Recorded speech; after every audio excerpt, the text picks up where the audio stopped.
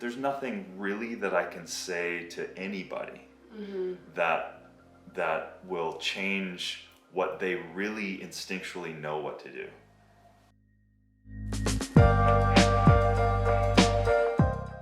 Okay guys, welcome back to another brand new episode with Jess and I, and a special gorgeous guest with us today. This is Darin Olien. He is an author, he is a businessman, and he is the founder of SuperLife, and we're going to get into it because we have a lot to talk about today. My question would be, although deep down, I'm sure if we're really connected to ourselves, we know the answer, I am a bit disconnected to my body because of the years of toxins poisoning my body, and I don't know how to listen to what it really wants. I don't know the difference. Sure. So you are the perfect person to ask. Darin. Well, and I think what you're saying is true for many people. We either fall victim to another fad and we just follow these things, and we see this ad and like, well, I have that, so I should consume that. When in fact, we're kind of out of this foundational understanding, whereas like, are we getting enough sleep? Right? You can't supplement your way out of getting enough sleep. Your body needs to drop into theta, delta, and recover, right? And if you don't, you're going to actually be hungrier, thirstier, lacking of energy, so you're going to reach for all of these other things. Number two is water. We need to consume the right kind of water at higher volumes that we're currently doing. And the US is damn near 10% of all Americans aren't even drinking an ounce of water a day. What was your thoughts on red wine? Because that's another question in the jacket potato pasta confusion mix. Is red wine is supposedly good for you and for the heart, but also... Well, listen, we know that a lot of the work in the blue zones, the longevity work, Dr. Walter Longo, who I've had a great chance of meeting and hanging out with, even in Sardinia, Dr. Blim, and also Dan Buettner's work of the blue zones and longevity. We know that a little alcohol consumption can be good. It can calm down the cardiac muscle. It can lower stress, but again, people don't even know what that means. A little, right? So I have friends, I have people that drink a bottle of wine a night, and they've created that dependence, and all of that stuff, and you're talking more like a glass. Every so often. Yeah, you're talking a half a glass of stuff. So so again, your systems are finding their addictions in these things and dependence into these things. And for me, if we are a victim to our choices, and our choices then are pulling us around in life. So the classic is, I wake up, I have to have my coffee. So now it's almost like coffee's your god. You can't function. It the power. Listen to people's voices. I can't function without it. I don't want to give it up. You know what I mean? Yeah. And that's how powerful. And it's not just caffeine. It's habits. It's what's my intention? What's my intention of even drinking this coffee? What's my intention of eating this plate of food? What am I doing it out of an automation, or am I conscious of it? And if I am then conscious, and I'm this being, and I'm conscious of this activity, is this activity leaning me forward to the life that I truly like to create and generate, and be an active participant in something that's beyond me, that contributes to the whole, greater than just this little person getting yanked around by coffee addictions. I think people don't want to take the subtle and powerful responsibility of our day-to-day, moment-to-moment choices. And that is as much as something not going your way, and you can easily justify to be a victim, but in fact, what perspective change. Exactly. I just went through, without going into the whole thing, I just lost my house in Malibu to the fires. Yes, to the Woolsey Fire. So sorry about that. I was going to ask you about that later, but since you brought it up, talk about that a little bit. Well, but the point is that I felt the choice of, I have all of the reason. I lost every possession I owned except the suitcases I had and my dog. on cue. Once I grieved healthfully, and I kind of felt it and owned it. And accepted it and surrendered to it. Exactly. Then something interesting started happening. I was actually getting really excited. because I had like liberated. Yeah, because I've I'm had like, that before. shit, like this is weird because no one around me and other victims definitely are not having this experience that I'm seeing, and I'm like secretively going, holy shit, I can do this now, I can do that now. I don't have to worry about this, and it was freaky. Wow. And so I was like, well, I'm not gonna be a victim. I'm gonna use every ounce of this massive situation to do something great with it. Absolutely. I was thinking the same thing. I was looking at your Instagram, and when I was researching you, and I just wanted to make sure I got a well-rounded idea of who you were. And in doing so, I saw your post. And that's the first thing I thought of. I was like, how is he this happy? You posted the picture. It was just your fireplace standing with a bunch of ash around it. And I just thought to myself, like, how would you even begin to do that? Because like I said, your caption was it was so profound. Your perspective changed, and you're like, yeah, but it's new beginnings, and it's this. And I just thought that was really impressive. Yeah. Because it's not like it's over and now you can have the perspective. I mean, you were in the thick of it. You got there and your house is gone. Right. And now you have a choice. But I feel like I feel like there's such an upper hand with having that awareness that you even have a choice. Because a lot of people don't even sit back and go, cool, I have a choice. I can go this way. They just are the victim. They are in this situation. It's happening to them. And that is that. It's an inner deal.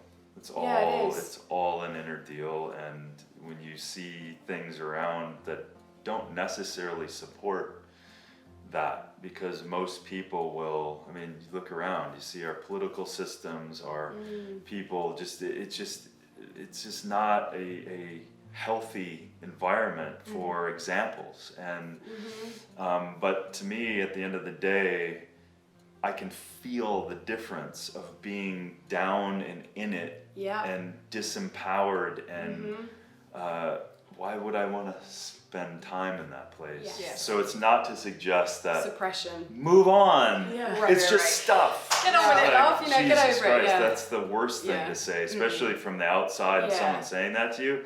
Forget it. Yeah, that's not the. Actually, maybe upset just thinking about it. Like. Yeah, exactly. Because nobody has the right to tell you that. Do you think it's freeing though because of the attachment that we do have to physical things? Like, your home is your home. That's the one place that you get to close the world off and just be alone and have like, it's your sanctuary. It's the only spot in the world that you get that.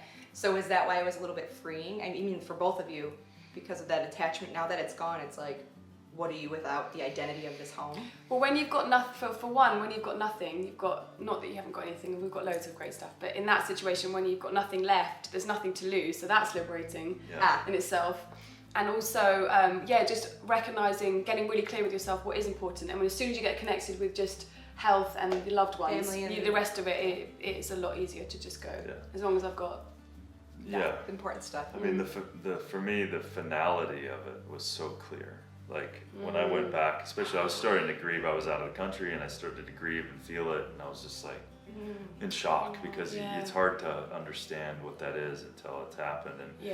And when I physically showed up to the property and to see that literally nothing was salvageable, there was nothing left at all, like, that then created just this distinct line that was like, oh, nothing's there. Like, not any of my motorcycles, not this shed, not this vehicle, not this car, not my mom's rings, not my dad's, What was stuff. the hardest part actually with that loot stuff? As in, was it sentimental stuff or? No, I mean, it's like all of that stuff ultimately is just a representation of the energy. So I love my mom, I love my dad, and that's not changing if this thing leaves me. So it's like, I mean, how often do you actually look at some of that stuff? You don't really, but I think that I mean, honestly, the hardest thing right now is my dog. Like, my dog's not with me yet. Oh, you did? I mean, he's alive. Oh, I see. He's alive, but he was away because I was out of the country.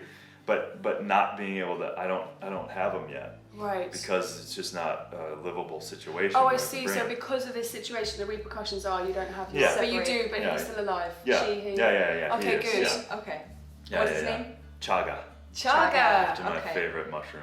So. Chaga mushroom. What advice would you give, or what steps would you suggest to take for people out there that don't really know where to start with healing their bodies and being connected to themselves and their soul. You have to stop. You have to create places in your life where you absolutely sit with yourself. Yeah. If it's breathing, if it's journaling, if it's a combination of the two, something to stop the rat race. That is one of the most powerful, and then be open and get in touch with the discomfort. Let it have its space. Sit in the swamp so that it can give you the information that it is always, the body's never doing anything against you. The body's always trying to heal, regenerate, repair, and it is getting louder and louder and louder, and it's our responsibility to open up our soulful ears so that we hear the message. Being clear to asking that question of yourself. Please make it clear to my feeble, humble humanness that I'm understanding what this pain, suffering, or any opportunity behind that is that you're trying to tell me, that it's trying to tell me. Please. And then open yourself up. Start there. Yeah. So then open yourself up, stream of consciousness, let it out, find someone to talk to, a professional or someone you trust. We have to allow this stuff out, or else we are victim to our past situations that we did at the time for very good reason.